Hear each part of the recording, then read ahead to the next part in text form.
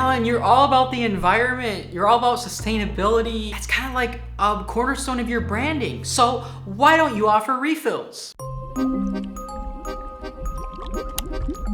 Hello everyone, if you're new here, I'm Alan with Earthglow, and this channel is all about sharing the joy of candle making. On this channel, I share tips and tricks and share the behind the scenes of my own candle business coming from someone with a background in chemistry. So if you're new, subscribe. It's absolutely free, and tap the notification bell and I'll notify you each time I post a new video so that you don't miss out on anything. Now, I'm just gonna cut right to the chase with this one. The main reason I don't offer refills, and if you're new to what a refill is, it's literally where you can make a candle. Some people offer them in the form of like a bag of wax where they'll have it like a small portion of wax where they've already mixed in their fragrance, and then they'll sell that to a customer who wants a refill on their candle and kind of have it to where the customer can make a candle on their own. I've seen it done that way. I've also seen it done where you can buy molds, pour your candle into a mold, and then not your candle as in the vessel, but just the wax and wick, and then pop that out of the mold, and then I've seen people kind of wrap them up and sell them as refills that way. This is kind of a touchy topic for me. I really do see a lot of benefits to doing it, and I think that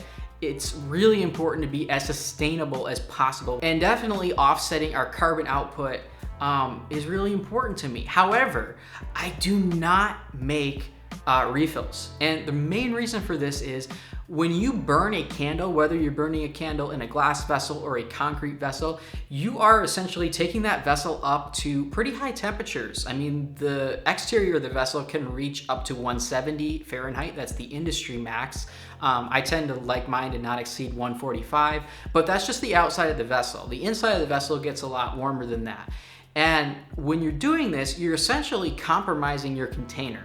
And no, it's not going to break if the candle is burned properly, but you don't know how your customer is going to burn the candle in the first place, and you don't know how much they're going to be, following the instructions that you so carefully put on your warning labels. You don't know how hot their candle is going to get, for example, when they don't trim their wicks ever, or if they just leave their candle burning for, 8 to 10 hours. Like, all this stuff makes us cringe as candle makers, but this is the reality. Combining the compromise that the glass or the concrete would have already after reaching a high temperature, plus not knowing the extent to which that compromise is going to be present, which is based on how your customer is burning their candle, it just makes me really, really, really unsettled about offering refills. Because here's the thing, say that candle makes it through one burn, and if a candle's properly made and passes power burns and all that, it should,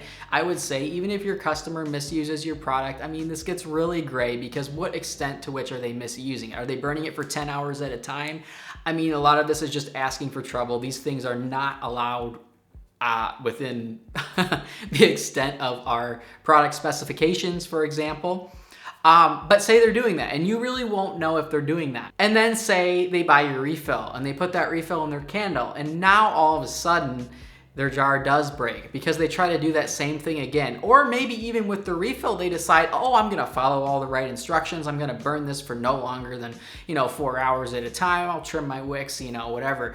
But that candle vessel is already compromised from the first time that they didn't follow the instructions. Or maybe they followed all your instructions, but they're burning this candle in an area that it's got so much draft to it because they've got multiple windows open and they've got their fans running and whatever. And that flame's just going crazy, and I followed all the instructions. So for me personally, it gets into both a liability issue and an issue to where I'm just concerned for my customers, and I really, really, really don't know the extent to which their vessel has been compromised after that first burn, after that first candle that they've gone through. And then when you offer refills, get this, they've purchased it once, now they want to buy it again and again. And so you won't really have control over the number of times to which they are compromising their vessel. So that is kind of the short version of why I personally don't offer refills. But again, I've really thought about it, and I may change my mind at some point in the future if I have sufficient evidence to do so. But anyways, I hope you guys enjoyed this one. If you did, don't forget to give it a thumbs up. And I'm sending all of you peace, love, and light, and I'm wishing all of you happy making.